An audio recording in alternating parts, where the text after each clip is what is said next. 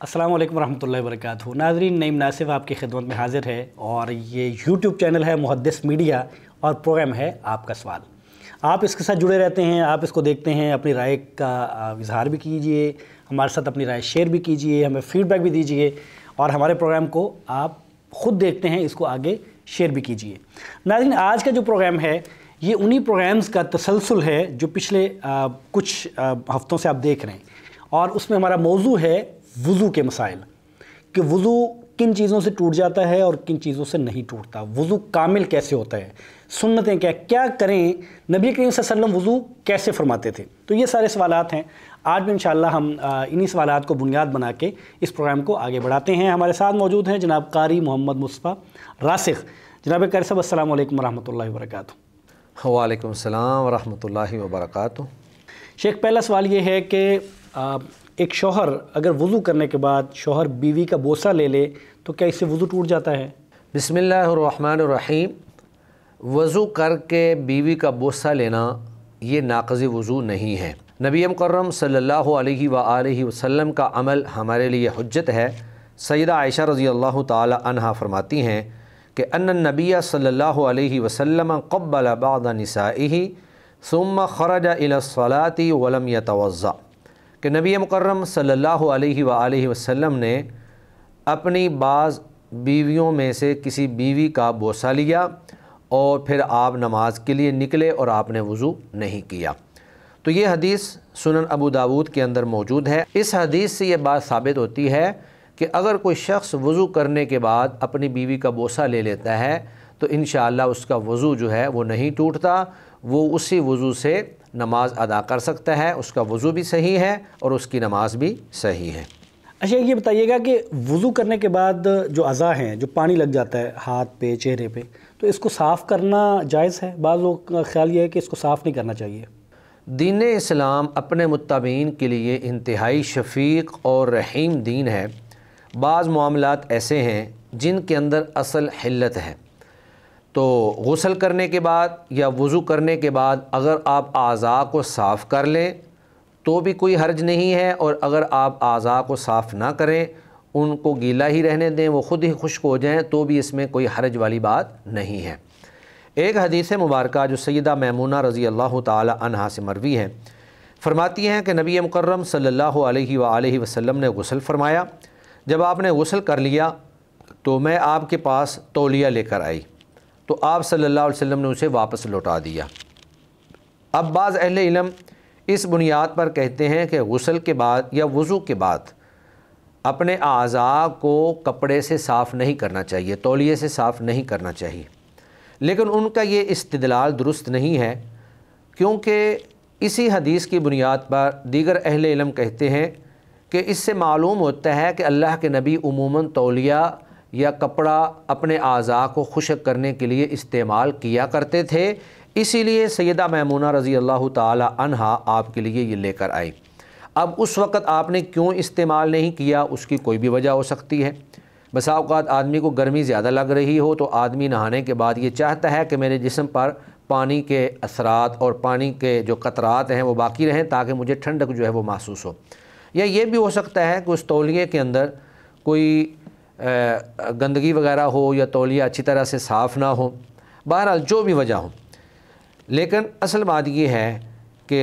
मामलात के अंदर असल हिल्लत है, यानी तमाम मामलात जो हैं वो जायज़ हैं। तो यहाँ पर तौलिया इस्तेमाल करना भी उन मामलात में से है जिनमें हिल्लत है, और अल्लाह के नबी सल्लल्लाहु अलैहि व आलिहि वसल्लम से चूँकि इस हवाले से वज़ू के बाद ख़ास तौर पर, गुस्ल के हवाले से तो ये रिवायत हमारे सामने आ गई, लेकिन वज़ू के बाद आप सल्लल्लाहु अलैहि वसल्लम अपने आज़ा को साफ़ करते थे या नहीं करते थे, चूँकि इस हवाले से कोई रिवायत साबित नहीं है, लिहाजा हमें भी इसको हिल्लत के ऊपर छोड़ देना चाहिए कि अगर कोई अपने आज़ा को साफ़ कर लेता है तो भी कोई हर्ज नहीं, और अगर कोई साफ़ नहीं करता तो भी उसमें कोई हर्ज वाली बात नहीं है। शेख, ये बताइएगा कि वज़ू करते हुए वज़ू के दौरान ही क्या आप हाथों को और चेहरे को साबुन से धो सकते हैं? यानी आपने वज़ू शुरू किया और आपने हाथ भी साबुन से धो लिए, चेहरा भी साबुन से धो लिया और फिर उसी तसलसल को आगे बढ़ाते हुए आपने वज़ू कर लिया, तो क्या ये जायज़ है? वज़ू करते वक्त ہاتھوں کو یا چہرے کو یا تمام اعضائے وضو کو صابن سے دھونا یہ بالکل ضروری نہیں ہے۔ اللہ کے نبی کے دور میں تو صابن ہوتا ہی نہیں تھا، تو اگر کوئی بندہ ویسے میل کچیل موجود ہے ہاتھوں پر یا چہرے پر تو ضرورت کے تحت اس میل کچیل کو صاف کرنے کے لیے اگر کوئی صابن استعمال کر لیتا ہے تو اس میں حرج والی بات بھی کوئی نہیں۔ لیکن یہ کہنا کہ وضو میں آپ لازمی طور پر صابن استعمال کریں، اگر آپ صابن استعمال نہیں کریں گے تو آپ کا وضو جو ہے وہ مکمل نہیں ہوگا، اعضاء جو ہیں وہ اچھی طرح سے صاف نہیں ہوں گے، تو یہ تشدد ہے، اور تشدد اور بلا وجہ کی سختی اور تکلف سے نبی کریم صلی اللہ علیہ وسلم نے منع فرمایا ہے۔ صحیح مسلم کی روایت ہے، اللہ کے نبی نے فرمایا ہلک المتنطعون ہلک المتنطعون، کہ تشدد کرنے والے ہلاک ہو گئے، تشدد کرنے والے ہلاک ہو گئے۔ تو وضو میں صابن کو لازمی قرار دینا یہ بلا وجہ کا تکلف اور بلا وجہ کا تصنع اور تشدد ہے۔ ہاں البتہ اگر کوئی شخص ضرورت کے تحت ہاتھ اگر زیادہ میل کچیل لگی ہوئی ہے، کوئی تیل لگا ہوا ہے، تو صاف کرنے کے لیے اگر کوئی استعمال بھی کر سکتا ہے تو اس میں بھی حرج والی کوئی بات نہیں، یعنی استعمال کرنا بھی ضروری نہیں ہے، اور اگر کوئی استعمال کرتا ہے تو اس کو بھی جو ہے وہ برا بھلا نہیں کہا جائے گا، تو اس میں بھی ضرورت اور حاجت کے تحت آپ استعمال کر بھی سکتے ہیں، اور اگر بغیر صابن کے بھی آپ سادہ پانی سے وضو کر لیں گے تو انشاءاللہ آپ کا وضو مکمل ہے، اس تکلف اور مشقت میں پڑنے کی ضرورت نہیں ہے۔ اچھا شیخ، یہ سوال بڑا اہم ہے۔ ایک صاحب پوچھتے ہیں کہ یہ جو تیل ہے، اب تیل بھی بس اوقات اس طرح کی اس کی طے بنتی ہے، اس طرح کا ہوتا ہے کہ اس سے بھی پانی جو ہے وہ جلد تک نہیں پہنچ پاتا اگر وہ جلد پہ لگا ہوا ہو۔ تو اگر تیل لگا ہوا ہو سر پہ یا جلد پہ لگا ہوا ہو تو کیا پہلے اس تیل کو اتارنا چاہیے جیسے نہا کے غسل کر کے، یا ایسی وضو ہو جاتا ہے؟ وضو کے دوران پانی کو اعضاء تک پہنچانا یہ وضو کا حصہ ہے۔ اگر تو تیل اعضاء پر اتنا زیادہ لگا ہوا ہے کہ اس کی باقاعدہ چپڑی بن گئی ہے اور پانی جو ہے اس تیل کی وجہ سے اعضاء تک نہیں پہنچ پا رہا تو پھر اس تیل کو دھونا ضروری ہے۔ لیکن اگر ویسے تیل لگا ہوا ہے جس طرح کہ عام طور پر ہم لوگ ہاتھوں پہ یا سر پہ تیل لگا لیتے ہیں تو اس تیل کی چپڑی نہیں بنتی ہے، یعنی یہ تیل جو ہے وہ اوپر بالکل رکاوٹ نہیں بنتا ہے، تو صرف تیل کے اثرات ہوتے ہیں لیکن اس کی جامد شکل نہیں ہوتی ہے کہ وہاں پر وہ چپڑی سی بن جائے اور وہ جامد ہو جائے اور پانی کو اعضاء تک نہ پہنچنے دے۔ تو اس صورت میں تیل کو دھونا ضروری نہیں ہے، کیونکہ یہ تیل موجود ہونے کے باوجود پانی جو ہے وہ اعضاء تک پہنچ رہا ہوتا ہے۔ ہاں البتہ اس میں یہ کوشش کر لی جائے احتیاطاً کہ اعضاء کو دھوتے ہوئے پانی کو اچھی طرح سے اپنے اعضاء کے اوپر مل لیا جائے تاکہ پانی جو ہے وہ تیل کے اوپر سے لڑک نہ جائے، ایسا نہ ہو کہ وہ اعضاء تک نہ پہنچ سکے۔ لیکن اس صورت میں بلا وجہ تکلف کرنے کی یا مشقت میں پڑنے کی ضرورت نہیں ہے۔ انشاءاللہ جس طرح عمومی طور پہ ہم تیل استعمال کرتے ہیں، سر پہ تیل استعمال کرتے ہیں یا ہاتھوں پہ تیل لگا لیتے ہیں، تو یہ تیل جو ہے اس کی چپڑی نہیں ہوتی، یہ تیل جو ہے اعضاء تک پانی پہنچنے میں رکاوٹ نہیں بنتا، تو اس صورت میں انشاءاللہ اس کو دھونے کی ضرورت نہیں ہے۔ شیخ، ایک بہن کا سوال یہ ہے کہ مجھے کبھی محسوس ہوتا ہے کہ میں وضو تو کر لیتی ہوں لیکن بعد میں مجھے دانتوں میں ذرات محسوس ہوتے ہیں، تو کیا ان کا سوال یہ ہے کہ کیا وضو کرنے سے پہلے ان ذرات کو اچھی طرح دانتوں کو صاف کرنا چاہیے پھر وضو کرنا چاہیے، یا اگر بعد میں ذرات آپ کو محسوس بھی ہوں تو کوئی حرج نہیں ہے؟ وضو کرتے وقت جب انسان کلی کرتا ہے تو عموماً منہ کے اندر موجود جتنے ذرات ہوتے ہیں وہ سارے باہر نکل جاتے ہیں، لیکن اس کے باوجود اگر کسی شخص نے وضو کیا اور کچھ ذرات جو ہیں وہ اس کے منہ میں باقی رہ گئے یا وضو سے پہلے ذرات اس کے منہ میں باقی تھے تو ان ذرات کی وجہ سے وضو کے اوپر انشاءاللہ کوئی اثر نہیں پڑے گا، انسان کا وضو مکمل ہے۔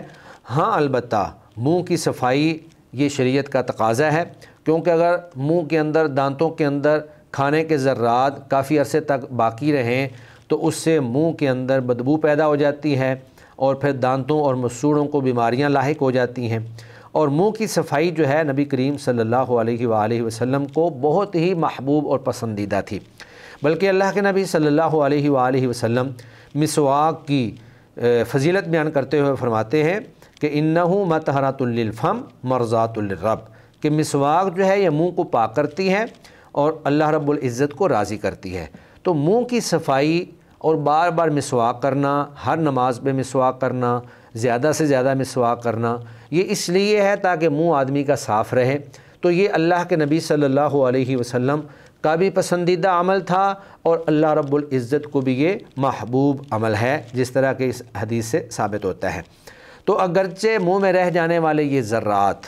وضو سے پہلے موجود ہوں یا وضو کرنے کے بعد بھی موجود رہ جائیں تو وضو کے اندر کوئی اثر نہیں پیدا کرتے، یعنی وضو کے اندر کوئی نقص پیدا نہیں ہوتا ہے، لیکن منہ کی صفائی اور اللہ رب العزت اور نبی کریم صلی اللہ علیہ وسلم کی رہنمائی میں انسان کو اپنے منہ کو صاف کر لینا چاہیے۔ شیخ صاحب پوچھتے ہیں کہ میرے پیٹ میں گیس رہتی ہے اور میں بار بار وضو کرتا ہوں، لیکن پھر بھی مجھے یوں لگتا ہے کہ جیسے جو گیس ہے اور ہوا ہے یہ خارج ہو رہی ہے، تو اس کیفیت میں مجھے کیا کرنا ہے؟ نماز کے دوران بعض لوگوں کو یہ محسوس ہوتا ہے کہ شاید ان کی ہوا خارج ہوئی ہے، تو یہ عموماً وہم ہوتا ہے یا پھر شیطانی وسوسہ ہوتا ہے۔ شیطان بندہ مومن کو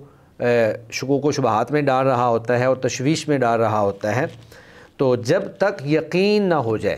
اس وقت تک آدمی کو اپنی نماز نہیں توڑنی چاہیے۔ نبی کریم صلی اللہ علیہ وسلم نے فرمایا کہ لا ینصرف حتی یسمع صوتا او یجد ریحا، کہ کوئی بھی شخص اگر نماز کے اندر ایسی شکل محسوس کرے تو اسے چاہیے کہ جب تک وہ آواز نہ سن لے یا اس کی بدبو محسوس نہ کر لے وہ اپنی نماز سے نہ پھرے، اس کو اپنی نماز جاری رکھنی چاہیے۔ تو ان اوہام اور ان شیطانی وساوس سے آدمی کو بچنا چاہیے۔ آپ پورے اعتماد اور یقین کے ساتھ اگر محسوس کریں کہ آپ کی ہوا خارج ہوئی ہے تو نماز کو توڑ دیں، ورنہ پیٹ کے اندر عموماً گیسز پیدا ہوتی رہتی ہیں، ان میں سے آوازیں بھی آتی رہتی ہیں۔ اگر تو یہ شکل ہو تو پھر آپ کو اپنی نماز کو قائم رکھنا ہے اور نماز کو نہیں توڑنا ہے۔ نماز اس وقت توڑنی ہے جب آپ کو یقین ہو جائے کہ میری ہوا خارج ہو گئی ہے۔ اچھا شیخ، سائل کہتے ہیں کہ موضع جو ہیں اس پر مسح کا آغاز کب سے ہوگا؟ یعنی آپ نے فار ایگزامپل آپ نے ظہر کی نماز سے وضو کیا ہے اور پھر عصر کی نماز پہ جا کے اب پہلی دفعہ آپ نے مسح کیا، تو کیا آپ کے مسح کی جو نماز ہے پہلی نماز وہ عصر سمجھی جائے گی یا ظہر بھی سمجھی جائے گی؟ اس کو شمار کریں گے ظہر کو کہ نہیں کریں گے؟ موزوں یا جرابوں پر مسح کی مدت اس وقت شروع ہوگی جب پہلا وضو ٹوٹنے کے بعد آپ پہلی دفعہ موزوں یا جرابوں پر مسح کریں گے۔ مثلا ایک شخص نے وضو کر کے جرابیں پہن لیں اور اس نے اس وضو سے، یعنی جو مکمل پہلے وضو کیا تھا جرابیں پہننے سے پہلے، اور اس نے پاؤں بھی اس میں دھوئے تھے، تو جو یہ وضو ہے اس وضو کے ساتھ اس نے نماز ظہر ادا کی۔ اب ابھی تک اس کا وضو قائم ہے، اسی وضو کے ساتھ اس نے نماز عصر بھی ادا کر لی۔ نماز عصر کے بعد اس کا وضو ٹوٹ گیا۔ جب اس نے نماز مغرب کا وضو کیا اور نماز مغرب کے وضو میں اس نے پاؤں دھونے کی بجائے اس نے جرابوں یا موزوں پر مسح کر لیا، تو یہ جو مسح اس نے پہلی دفعہ کیا ہے یہ اس کی ابتدا ہوگی۔ اب یہاں مغرب سے اس نے ایک دن اور ایک رات، اب یہاں اس نے مغرب سے ایک دن اور ایک رات جو ہے وہ اپنے ان موزوں پر یا جرابوں پر مسح کرنا ہے۔ جو نمازیں اس نے اس پہلی دفعہ مسح سے پہلے اپنے اصلی وضو کے ساتھ یا وہ وضو جو اس نے جرابوں کے بغیر کیا تھا اس وضو کے ساتھ جو نمازیں پڑھی ہیں وہ مسح کی مدت میں شامل نہیں ہوں گی، یعنی مسح کی مدت اس پہلے مسح سے شمار ہوگی جو پہلا وضو ٹوٹنے کے بعد آپ نے پہلی دفعہ کیا ہوگا۔ شیخ یہ سوال یہ بھی بڑا اہم ہے کہ اگر ایک شخص جو ہے وہ وضو کرتا ہے لیکن پاؤں اس نے جرابیں پہنی ہوئی ہیں اور وہ پاؤں پر مسح کر لیتا ہے، لیکن وضو جب مکمل ہو جاتا ہے تو پھر وہ اتار دیتا ہے، جرابیں اتار دیتا ہے، تو کیا اس سے اس کا وضو باقی رہے گا، وہ نماز پڑھے گا، یا پھر وہ دوبارہ وضو کرے گا کہ اس کا وضو باقی نہیں رہے گا؟ جی بالکل، اس کا وضو ٹوٹ جائے گا، کیونکہ یہ وضو اس کا جرابوں پر مسح کے ساتھ قائم تھا۔ یعنی اس نے وضو کیا، پاؤں نہیں دھوئے، موزوں یا جرابوں پر مسح کر لیا، تو جب تک یہ جرابیں اور موزے اس نے پہن رکھے ہیں اس کا وضو قائم ہے۔ اور جب وہ جرابیں اور موزے اتار دے گا، چونکہ یہ وضو جرابوں پر مسح کے ساتھ منسلک تھا، متعلق تھا، قائم تھا، تو جب وہ چیز ہی ختم ہو گئی، جرابیں اتر گئیں یا موزے اتر گئے، تو اس کا وہ وضو بھی ٹوٹ جائے گا۔ اس آدمی کو دوبارہ وضو کرنا ضروری ہے اور اس کو دوبارہ وضو کرنا پڑے گا۔ اچھا شیخ یہ بتائیے گا کہ کانوں کا مسح جو ہے یہ نبی کریم صلی اللہ علیہ وسلم سے ثابت ہے اور آپ صلی اللہ علیہ وسلم یہ مسح کیا کرتے تھے؟ کانوں کا مسح کرنا بالکل اللہ کے نبی صلی اللہ علیہ وآلہ وسلم سے ثابت ہے۔ نبی کریم صلی اللہ علیہ وآلہ وسلم کی وضو کا طریقہ بیان کرتے ہوئے صحابی فرماتے ہیں کہ ثم مسح برأسہ وأذنیہ، کہ پھر آپ صلی اللہ علیہ وآلہ وسلم نے اپنے سر اور اپنے دونوں کانوں کا مسح کیا، اور اس کے بعد پھر اس کا طریقہ بھی بتایا، باطنہما بالسباحتین و ظاہرہما بابہامہ، کہ کانوں کے جو اندر والا حصہ ہے وہ تو انگلی شہادت والی جو انگلی ہے اس کے ساتھ، اور جو باہر والا حصہ ہے وہ دونوں انگوٹھوں کے ساتھ آپ نے مسح فرمایا۔ تو یہ حدیث سنن نسائی کے اندر موجود ہے، اور امام البانی رحمہ اللہ نے اس کو حسن صحیح قرار دیا ہے۔ تو اللہ کے نبی صلی اللہ علیہ وآلہ وسلم سے کانوں کا مسح کرنا ثابت ہے۔ شیخ یہ بتائیے گا کہ گردن کا مسح کرنا یہ آپ صلی اللہ علیہ وسلم سے ثابت ہے؟ جی، گردن کا مسح کرنے کے حوالے سے کوئی روایت، کوئی نص ثابت نہیں ہے۔ کانوں کا مسح تو اللہ کے نبی صلی اللہ علیہ وسلم سے ثابت ہے، جس طرح کہ حضرت عبداللہ بن عباس رضی اللہ تعالی عنہ کی روایت اس سے پہلے میں آپ کے سامنے بیان کر چکا ہوں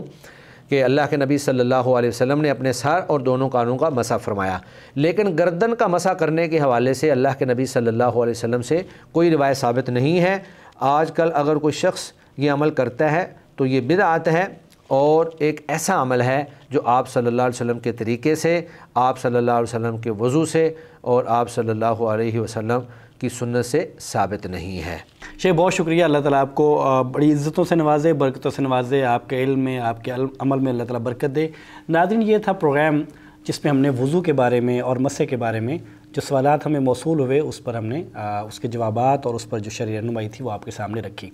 پچھلے کو کم و بیش 4 پروگرام سے جس پہ ہم نے یہ وضو کے بارے میں اور غسل کے بارے میں اور مسح کے بارے میں جو مسائل تھے وہ آپ کے سامنے رکھے۔ گزارش آپ سے وہی ہے جو ہر دفعہ ہم کرتے ہیں کہ اس پروگرام کو لائک کیجئے، اس کو شیئر کیجئے، اس پہ ہمیں فیڈ بیک دیجئے۔ یہ آپ کا حصہ ہے، یہ صدقہ جاریہ ہوگا ہمارے لیے بھی، آپ کے لیے بھی۔ نبی کریم صلی اللہ علیہ وسلم کی تعلیمات جتنی زیادہ لوگوں تک پہنچائی جا سکتی ہو پہنچانی چاہیے۔ ہمیں اجازت دیجیے۔ السلام علیکم ورحمۃ اللہ وبرکاتہ۔